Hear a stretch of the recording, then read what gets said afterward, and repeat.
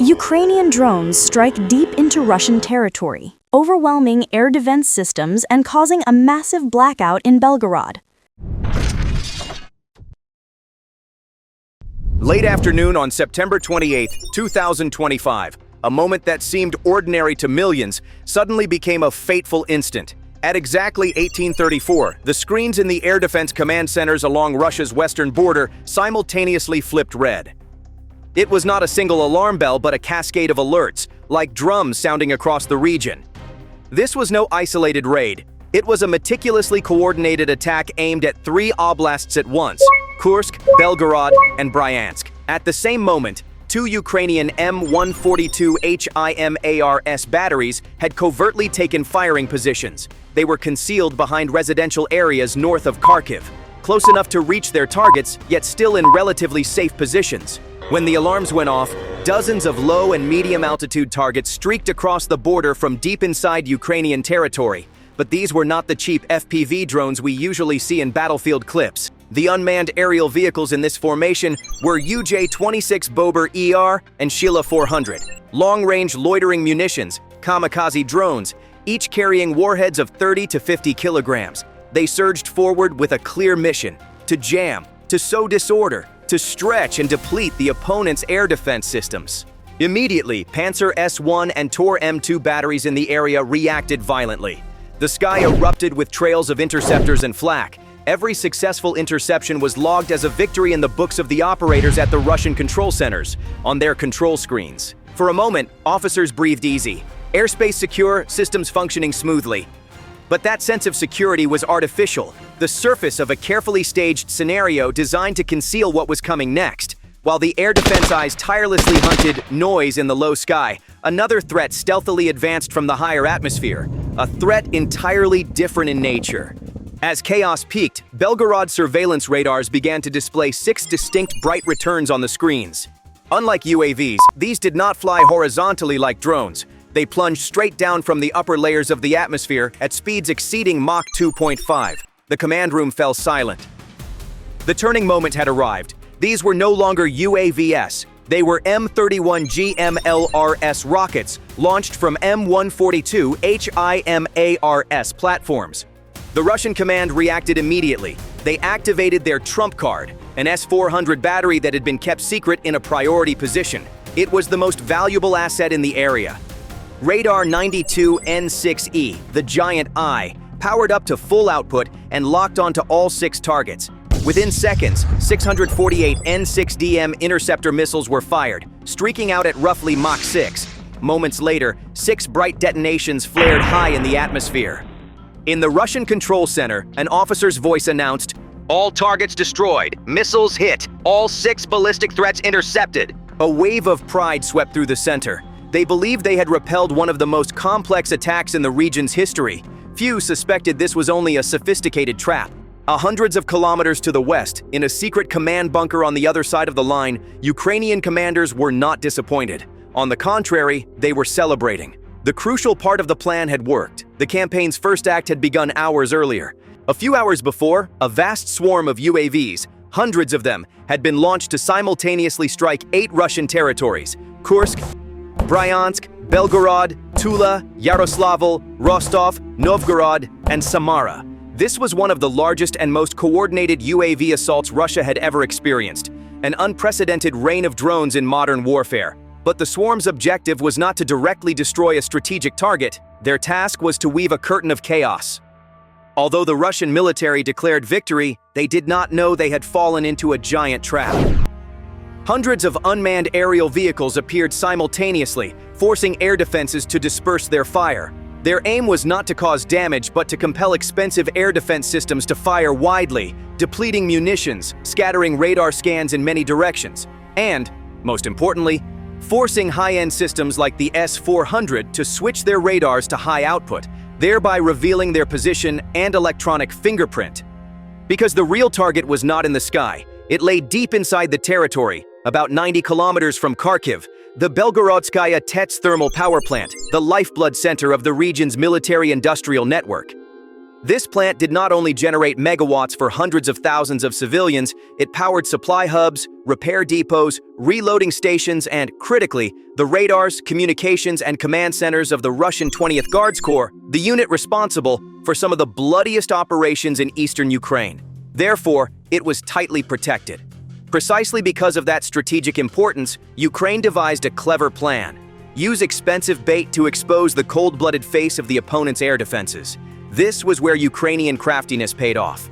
In the command bunker, an electronic warfare officer stared at a glowing screen. The S-400 signal had lit up, its exact frequency, scan angle, and strength exposed clearly. "Fire! We've locked its coordinates, frequencies, and radar signature," he said. The initial HIMARS rockets, though worth millions of dollars each, were not aimed at the ultimate target. They were used as bait, costly rounds to force the S-400 to reveal itself and to feed electronic data back to the intelligence center. What the Russians thought was a victory turned out to be a merciless trap. Those HIMARS missiles, each worth several million dollars, were not an attack vehicle in the conventional sense. They were the most expensive and fastest lures in history. Their mission was not to strike a target, but to force the secret S-400 to fire and disclose its location. With that information, everything proceeded coldly and precisely. A lethal gap was opened in Russia's defense system. The S-400's position data and radar fingerprint were transmitted immediately to a second HIMARS battery waiting in another location and to kamikaze UAV teams like the UJ-26 Bober closing in on the objective. The official hunt began. At 1846, the second HIMARS battery received new fire orders. 6 more GMLRS rounds left their rails, aimed at what they knew to be the weakest point, a vulnerable primary target that was reloading missiles at that moment or in a critical recalibration cycle, lasting a few seconds after heavy engagement. The thermal power plant, the heart of Belgorod's power grid. With this second launch, the victorious atmosphere in the Russian command center gave way to a chilling shock. 6 new ballistic traces appeared on the screens. The second wave was coming. Shouts rang out. The M31 GMLRS rockets had crossed into Russian territory within 40 seconds from a near-edge-of-space trajectory, because the S-400, after firing, also undergoes a short, blind cycle, a few precious seconds during which processing, reloading, and reacquisition are temporarily impaired. While Pantsir and Tor were still busy intercepting drone swarms, the large radar screen suddenly lit up again with 6 plunging traces. Panic cries rose as officers in the command room struggled to reactivate the S-400, but the system could not respond in time to the threat, and a Russian officer tried to alert his superiors. At that exact moment, a UJ-26 Bober, which had been hugging the ground while concealed, dove straight into the S-400's radar command vehicle. The S-400's radar was not designed to detect and shoot down such a small target at such close range. The surrounding Pantsir and Tor systems were busy targeting other drone swarms approaching from different directions. The 40-kilogram warhead's detonation struck the control brain, plunging the gravestone radar into darkness for several seconds. In those few seconds, a deadly aperture opened in the defense network. As the UJ-26 Bober attacked the S-400's brain with its 40-kilogram warhead, fewer than 30 seconds remained before the HIMARS rockets would reach the target. The gravestone radar went black for several seconds. This was the moment the only system capable of stopping the second strike was disabled. Those silent seconds were enough to destroy any chance of intervention. When the Sentinel went dark, 6 HIMARS were already on their way to the target. At 1847, when the radar screens went dead, nothing could stop them. 6 HIMARS, each programmed to strike with a circular error probable, CEP, of under 5 meters, descended and pierced the plant's main substation, the center of Belgorod's power grid, with absolute precision. The explosions were not isolated bangs. They triggered a chain reaction. Transformer cabinets were shredded, single-piece 90-kilogram warheads instantly demolished tons of steel and copper, huge electrical arcs tore open the night sky, and then everything, immediately after, plunged into absolute darkness. That strike did not just destroy a plant, it paralyzed both military and civilian systems. The consequences went far beyond lights going out. The plant powered the S-300 and S-400Is, command information systems, satellite communications nodes, and, no less importantly, railway signaling infrastructure, the lifeline network that carries fuel, ammunition, and troops. When power collapsed, the military immediately felt blind and deaf. Situational awareness was lost, communication severed, and maneuverability reduced. A domino effect was set in motion. Thousands of rail cars, fuel tankers, and trains were stuck because electronic signaling no longer functioned. At the civilian level, a city of 500,000 descended into chaos. Water pumps stopped, internet connections were cut, elevators stalled between floors, heating systems failed, water supplies were interrupted, supermarkets and roads were clogged as traffic lights went dark. Gas stations became battlegrounds for fuel to run generators. Miles of queues formed. In many places, scuffles broke out as people fought over every can of fuel. A comprehensive crisis bloomed within hours. Meanwhile, the Russian Ministry of Defense hastily declared it had shot down hundreds of UAVs. The figure 230 appeared in statements, but they did not realize they had in fact walked into a giant trap. That grand claim collapsed when the governor of Belgorod had to admit publicly at 1907 that the Kremlin faced a bitter truth. Critical infrastructure had been hit and a wide blackout was underway. On the evening of September 28th, Russian media attempts to call the incident a transformer failure were exposed within seconds by NASA's firm satellite system, which detected a large fire in the area, and by videos recorded by residents. This was not merely an attack. It was a symphony of war, in which more than 230 UAVs played the supporting orchestra to ensure a few HIMARS rockets could reach the most important objective. When those rockets struck, they did not only destroy a substation, they shattered the myth of the inviolability of air defenses deep inside the territory. Ukraine's precision operation against the Belgorod power plant on September 28, 2025, will go down in history as a turning point in the war. The consequences of the Belgorod strike went far beyond destroyed transformers, and cities plunged into darkness. Strategically, the fallout exceeded the loss of a few megawatts. Moscow's entire traditional military doctrine, based on holding the front separate and ensuring rear area security, was called into question. Russian military thinking had long relied on keeping war away from its borders. The Belgorod strike painfully demonstrated that this doctrine no longer holds in an era where long-range precision weapons are in Ukrainian hands. In the age of precision, long-range weapons, and integrated information warfare, a rocket launched from occupied territory can threaten rear areas previously considered safe. This saps frontline troops' morale because supply and repair lines are no longer guaranteed. Looking back at the attack, the first thing to admit is a rocket launched from occupied territory can now reach Moscow's backyard, a fact that upends assumptions about rear area safety. The psychological impact on troops at the front is devastating in the truest sense. When supplies, repair capability, and communications become fragile, fighting spirit erodes because the rear is no longer a secure anchor. To understand the genius of the operation, one must first understand the objective. Belgorodskaya TETS was not a randomly chosen civilian target. It was the heart of a military-industrial network. Repair depots, component factories, ammunition warehouses, and auxiliary command centers.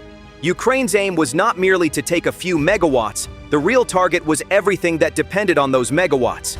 According to assessments by several defense research organizations, including the Institute for the Study of War, ISW, Belgorod Oblast functions as a key logistical hub for Russia's entire military campaign in Ukraine. It is not only a transshipment point for supplies and ammunition, but also hosts command posts and the main supply depots of the 20th Guards Army Group, the force responsible for the fiercest fighting in the Donbass and eastern Ukraine.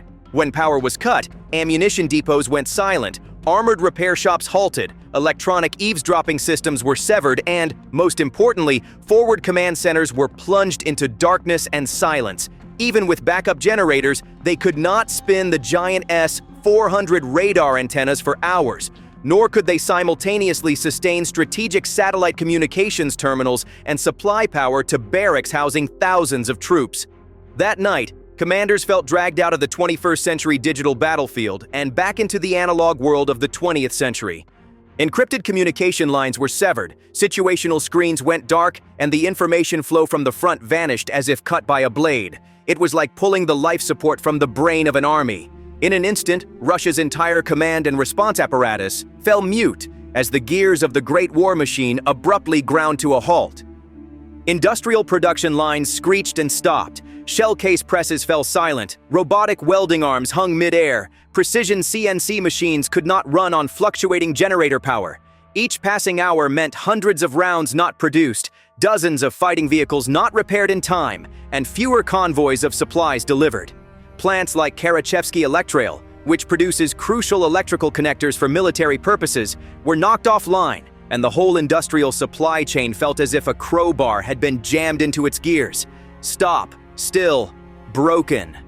But the most brutal link was the railways, the army's steel backbone. A series of electrified lines running from Russia's interior to the Donbass and Crimea via Rostov in the south were cut. Signaling systems, switch controls, and management communications were paralyzed.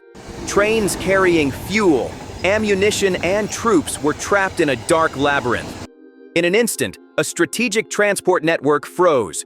Thousands of tons of steel rendered useless, thousands of soldiers deprived of timely resupply, all without a pitched battle on the front lines. The real brilliance of the Belgorod operation lay in its multi-layered coordination: baiting, signal collection, kamikaze strikes, and the precision blow. Using the initial HIMARS salvo as bait, accepting the cost of 6 GMLR's rounds, each costing hundreds of thousands of dollars, was a bold but deliberate decision. To force the S-400 to switch on, expose coordinates and its electronic fingerprint, then use that information to strike for real in the very window when the adversary was most blind. It was a coldly calculated art of exchange, a small price to pay to open a strategic windfall. The strategic consequences became clear. Moscow faced an impossible choice: protect the front or protect the rear. It could not do both well. The result forced Russia to pull some of its most sophisticated air defense systems away from the front line and concentrate them to protect cities like Belgorod, Kursk, and other vital sites. Every S-400 or Pantsir battery moved back opened a new door for Ukrainian aviation, loitering munitions and cruise missiles to penetrate deeper into areas once considered safe. It was an intellectual victory over brute force, a carefully calculated triumph in which the cost had been paid, but the reward was a shift in the strategic balance. Ukraine did not simply take down a power plant, it shook the belief that a deep territory air defense wall was inviolable. It forced the enemy to use its own strength against itself, pulling resources from where they were most needed and creating strategic gaps. A brilliant demonstration of 21st century warfare. The strongest is not necessarily the fastest shooter, but the one who best knows how to make the enemy defeat itself.